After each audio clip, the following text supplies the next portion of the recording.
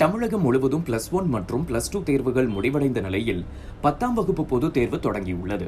வருகிற 15ஆம் தேதி வரை நடைபெறும் இந்த பொதுத் தேர்வையொட்டி தேர்வு மையங்கள் முழுவதும் தயார்படுத்தப்பட்டிருந்தது.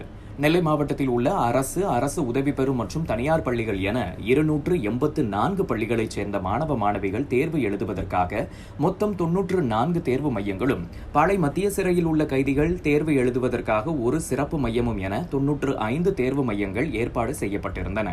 இந்த தேர்வினை எழுத 22,929 மாணவ மாணவிகள் விண்ணப்பித்திருந்தனர். இதில் மாணவர்கள் 11,208 பேரும், மாணவிகள் 11,95,721 பேரும் அடங்குவர். தனித் தேர்வர்கள் 718 பேரில் 516 மாணவர்களும் 202 மாணவிகளும் அடங்குவர். பொதுத் தேர்வை மொத்தம் 23,647 பேர் எழுதுகின்றனர்.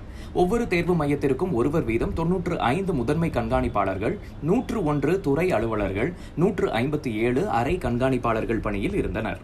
தேர்வில் முறைகேடுகளை தடுக்க 147 நிலையான பறக்கும் படையினரும் 7 சிறப்பு பறக்கும் படையினர் குழுவினரும் அமைக்கப்பட்டு கண்காணிப்பு பணியில் ஈடுபட்டனர். முன்னதாக தேர்வு எழுத வந்த மாணவ மாணவிகள் முழுமையாக சோதனைகளுக்கு பின்னரே தேர்வு அறைக்குள் அனுமதிக்கப்பட்டனர். தேர்வு மையங்களில் தடையில்லா மின்சாரம், குடிநீர், கழிவறைகள் என அனைத்து அடிப்படை வசதிகளும் செய்யப்பட்டு இருந்தன. இதனை நேற்று கலெக்டர் சுகுமார் உத்தரவின் பேரில் அதிகாரிகள் நேரில் ஆய்வு செய்து முடித்துவிட்ட நிலையில் இன்றும் ஆய்வு நடைபெற்றது.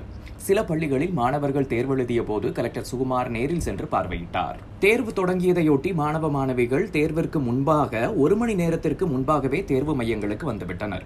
மையத்தில் உள்ள நிழல்களில் ஆங்காங்கே குழுக்களாக அமர்ந்து படித்தனர்.